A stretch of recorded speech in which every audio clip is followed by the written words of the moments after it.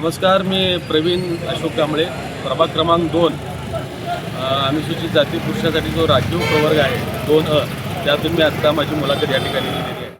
काय तुमचे जे आहे ते कोणत्या मुद्द्यावर तुम्ही निवडणूक लढवत आहे सध्याला?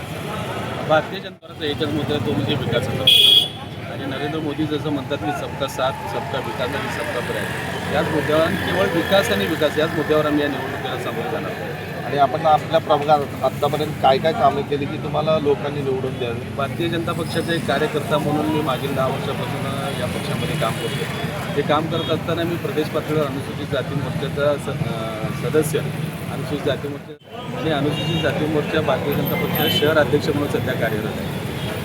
दलित समाजामध्ये म्हणून अनुसूचित जातीमध्ये भारतीय जनता पक्ष हा तळागाळापर्यंत पोहोचवण्यासाठी आम्ही आजपर्यंत अविरत प्रयत्न केलेले त्यांनी काम केलेलं आहे. आणि त्याचाच निकाल, त्याचेच फळ म्हणजे जे मागच्या विधानसभेत भारतीय जनता पक्षाला अनुसूचित जातीची भरघोसाची मते मिळाली.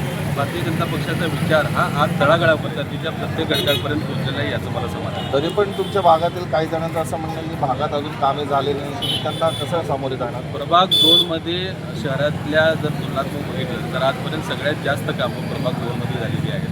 विरोधक आता म्हणत असेल की कामं झाली आहेत, त्यांचं काम आहे, त्यांच्याकडे दुसरा मुद्दा पण नाही, पण सगळ्यात जास्त कामं झाली असतील तर प्रभाग 2मध्ये विकास कामं झाली. आता मतदारांना केवळ आम्ही विकासाच्या मुद्द्यावर आम्ही या ठिकाणी त्यांच्यासमोर जाणार आहे. आणि आजपर्यंत केलेली कामं भारतीय जनता पक्षाचं जे केंद्रात सरकार आहे, जे राज्यात सरकार आहे, जे ट्रिपल इंजिन सरकार आज ज्या गतीनं काम करते, हे समाजाच्या शेवटच्या घटकापर्यंत पोहोचण्यासाठी अंत्योदय ही संकल्पना राबवत आहे. आणि विविध योजना या आम्ही या जनतेला दिलेल्या आहेत. त्या विकासाच्या कामाच्या माध्यमातून आम्ही लोकांपर्यंत जाणार आहे आणि मताचा जोगवा आम्ही म्हणजे आपण फक्त विकासाच्या मुद्द्यावर या देशाचा विकास होणंच हेच भारतीय जनता पक्षाचं अंतिम ध्येय आहे. अपडेट सुपरफास्ट बातम्यांसाठी सबस्क्राईब करा, फॉलो करा MS13 न्यूज, सोलापूरकरांच्या हक्काचं.